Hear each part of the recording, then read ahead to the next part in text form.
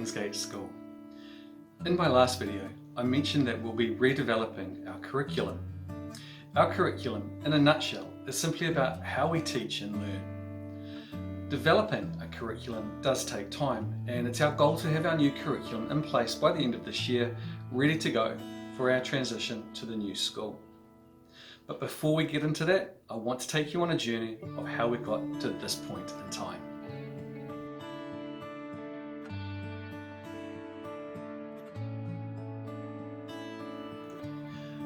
Prior to the 1990s, the curriculum was specified through more than a dozen syllabuses or content areas which had guidelines. The documents were of different vintages, spanning from 1961 to 1986, and covered different year levels.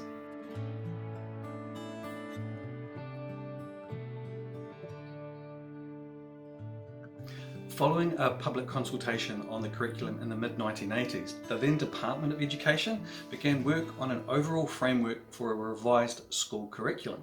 However, the work didn't proceed beyond a draft document.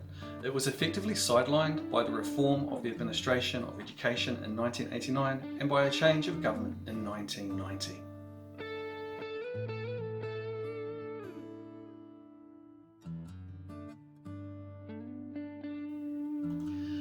The total revision of the New Zealand school curriculum resumed in 1991 in both English and Māori. New national curriculum statements progressively replaced the old syllabuses from 1992. Each one was initially published in draft form for consultation and trialling, then published in final form for mandatory implementation in years 1 to 10. However, the review, development and implementation of the new statements was paused in response to widespread concern across the school sector about the pace and scale of change.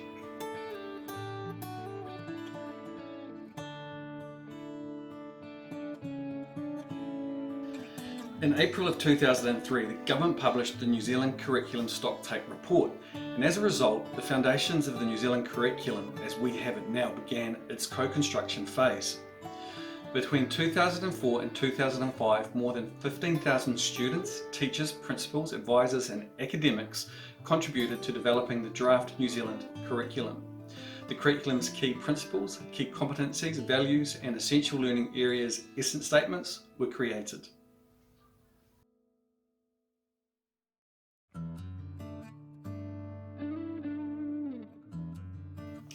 In 2006, a draft curriculum document was created. Feedback was requested and consultation continued, and it was trialled in a number of schools across New Zealand. In 2007, the revised curriculum was released. The expectation of all New Zealand state and state integrated schools was that the New Zealand curriculum would be implemented between 2007 and 2009, with all schools using it efficiently as their framework for their local curriculum by 2010.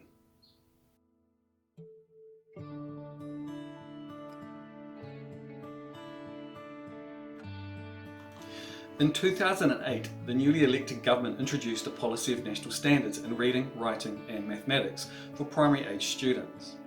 The standards were released for consultation in May 2009 and the standards introduced at the beginning of 2010.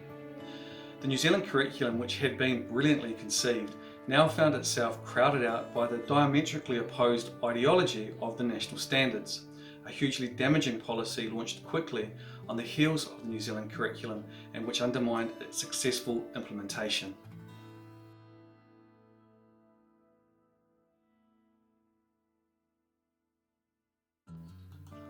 From 2010 to 2018, the New Zealand curriculum, the very document that was so thoroughly researched and designed to value the whole child, to promote creativity, to produce critical thinkers and the adoption of adaptive competencies and expertise, was subsumed by the national standards documents that demanded the pursuit of average and the adoption of routine competencies and expertise. In effect, the document that should have been leading educational change and initiative in New Zealand over the last 14 years was never given the opportunity to fulfill its potential.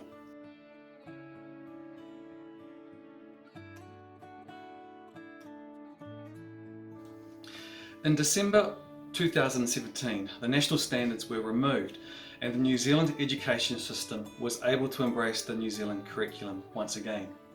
It was again able to take its place as the guiding document for student progress and achievement throughout New Zealand schools.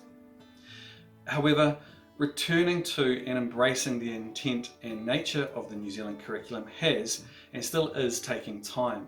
A whole generation of teachers have to reorientate their professional classroom practice from standardisation to personalisation. A whole generation of students have to move from compliance to empowerment. A whole generation of parents have to move from comparing their child to others and looking at what their child hasn't achieved or got, that's deficit-based thinking, to embracing that very simple and nurturing concept that their child is an individual, that they are like no other, and that they have strengths, talents, gifts, experiences, and knowledge that make them absolutely unique.